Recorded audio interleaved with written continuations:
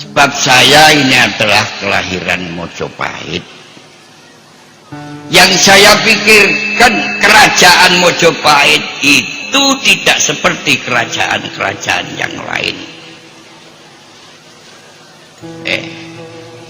Kerajaan Majapahit itu bekasnya saja tidak ada yang tahu. Dan di mana letaknya kerajaan Majapahit?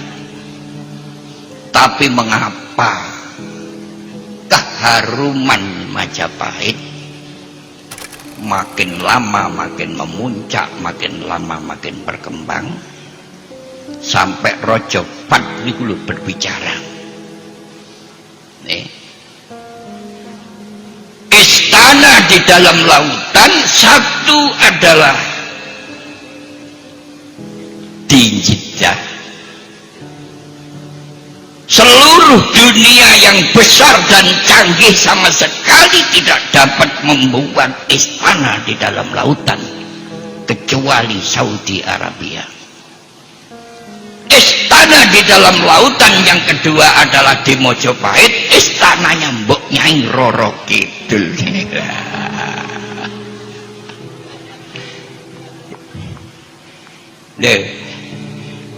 Pandangan ini pandangan. Jadi yang saya dalami, ada apa sih sebenarnya di dalam Majapahit kok terjadi seperti itu? Malah Eyang Ronggo Warsito niku dawuh, besok akhir zaman Blitar tapi latar,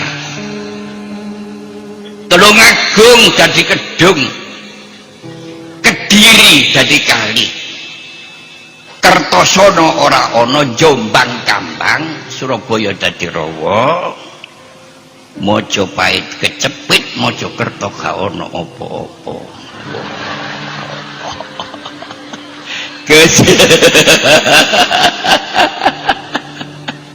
Yang Ronggo Warsito sing dawuh niku. Mulane sesuk cedhek lak pindho nang pindah ana Mojokerto ae. Subhanallah. Jadi kula niki yo gak melok arek sekolah, yo gak melok arek ngaji. Kula niku melok awak kula dhewe. Percil anake kodhok. Aku dhewe anake mbok wis ngoten jare.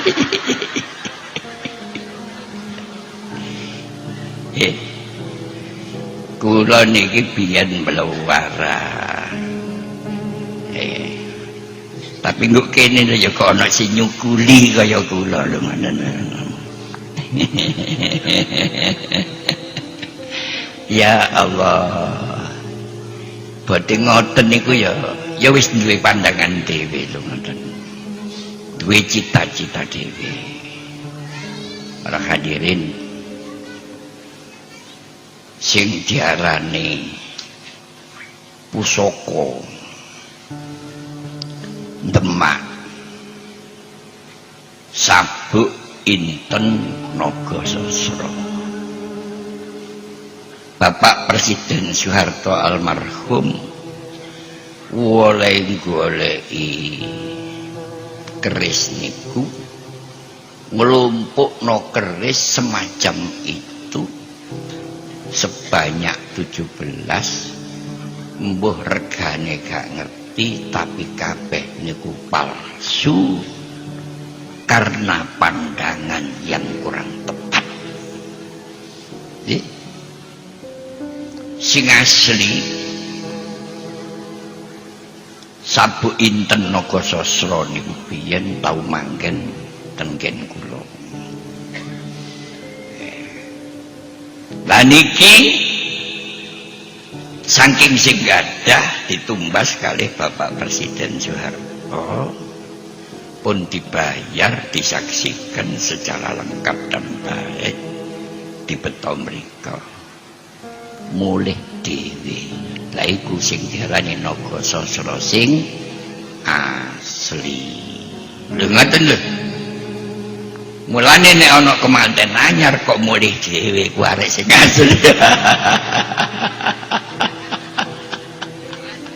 Asli wis asli. Lha ngoten.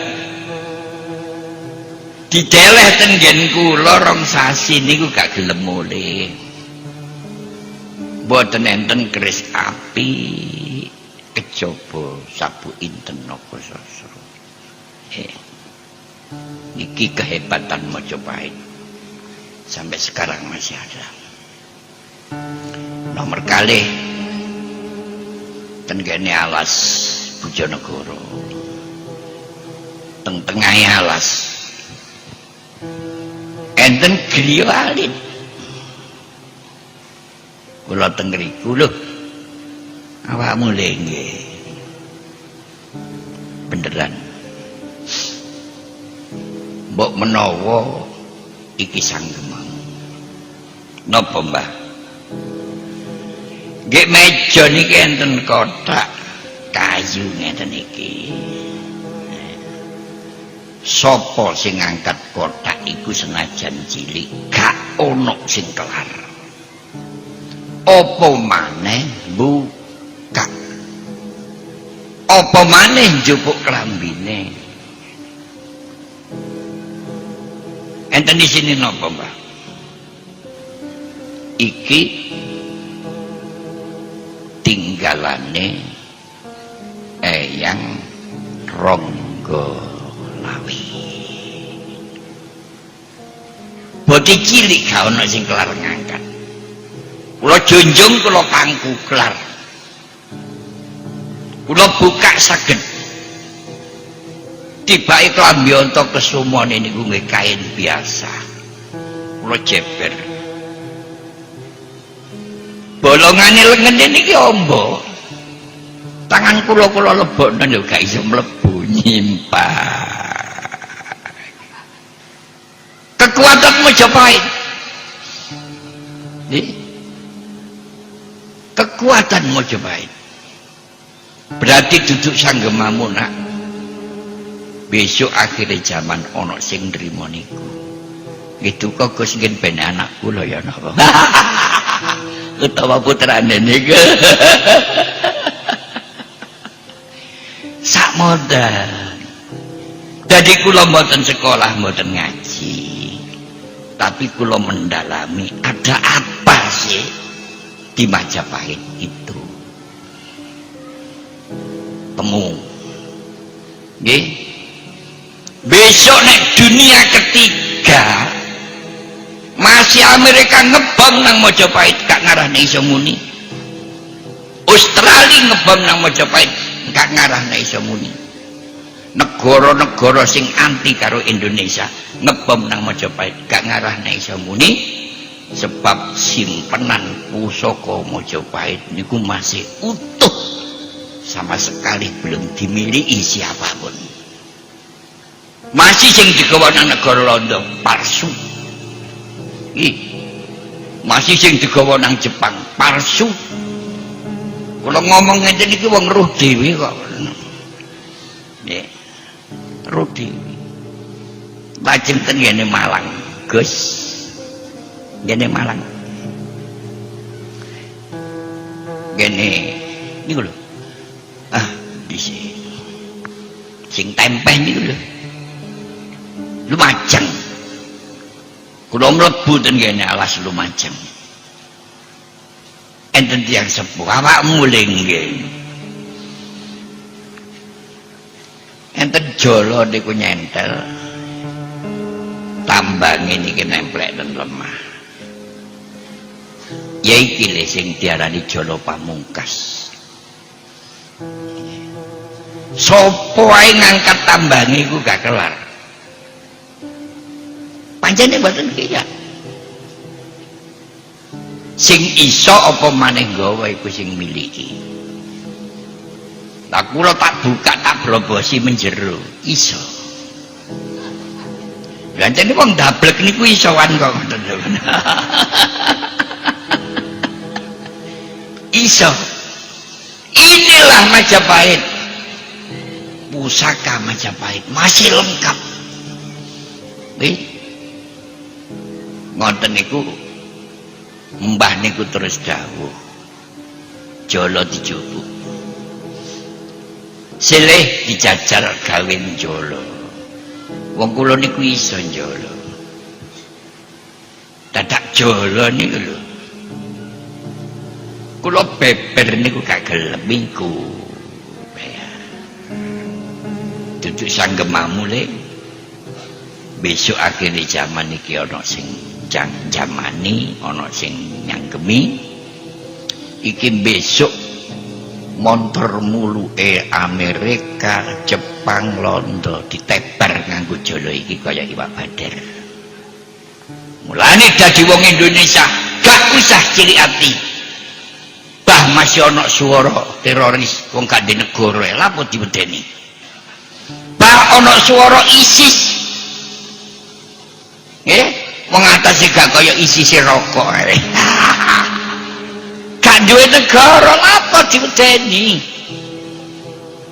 wali songo ngislamno wong Indonesia ngislamno wong tanah Jawa ngislamno wong kafir tanpa perang mung syarate loro siji wibawa nomor loro bertindak kasih sayang sakniki akeh arek nyelutak nggih ngafir-ngafirno wong Islam niku nyelutak akeh arek nyelutak maneh sujud syukur hukume haram nggih ya hati-hati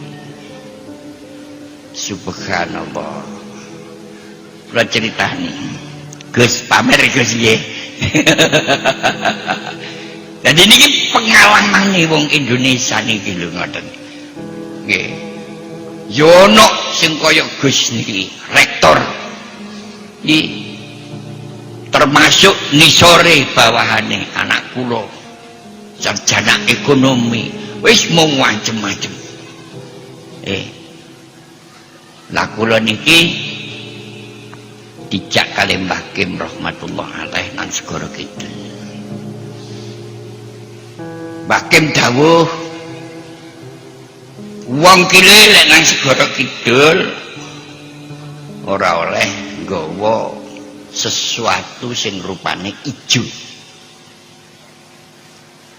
senajan rupa satangan dilalap karo ombake Segara Kidul apa maneh nggawa sesuatu sing ngandung besi sabuk kula duduhaken sabuk kula ijo Pak saya gede tapi gak ono duwike mendel mboten dawuh napa-napa kanca-kanca niku padha nyabrang guyon-guyon kula niki kepingin demok banyune Segara Kidul mboten saged angger ajenge kula demok mundur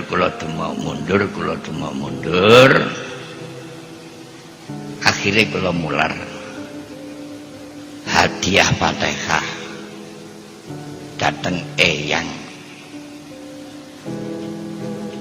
sinten Retno Dumilah niku garwane Mbah Kyai Ageng Pamanahan kula maca Fatihah kali mular padha-padha wonge kok temok banyu kaoleh baru alon banyu niki kula damel wudu kali mular kula niki mari wudu kula mlampah kok banyu tambah mundur ombak kaya gunung nduk kulon ku etan ku kidul malah kiai-kiai kata sing ngiting cuma kiai-kiai niku nek mancik sikile niki dipasaken sikil kula kuwatir kari mantuk kata sing cerita ibu lare-lare bojo kula ini kemalan nuntutan ganggu Mekah ganggu ndi apa sing sampean lakoni aku kudu melok sampai ini jare Segara Kidul sampean sabrangi ombak nyise kapan aku dijarono jenenge kasih sayang saestu kiai-kiai kata simpukmu datang Segara Kidul kula masih ten Mekah tangane ya tak gandengi mboten tahu kula pisah kali bojo tak gandengi tibake kula jak mlampah diketing tiang-tiang ombak nyisih ngulon kula wasaken kaya nguwasno langit nyisih ngidul nyisih ngetan kula mlampah kali bojo kula kali kiai-kiai niku kurang lebih 3 kilo ombak nyisih nggih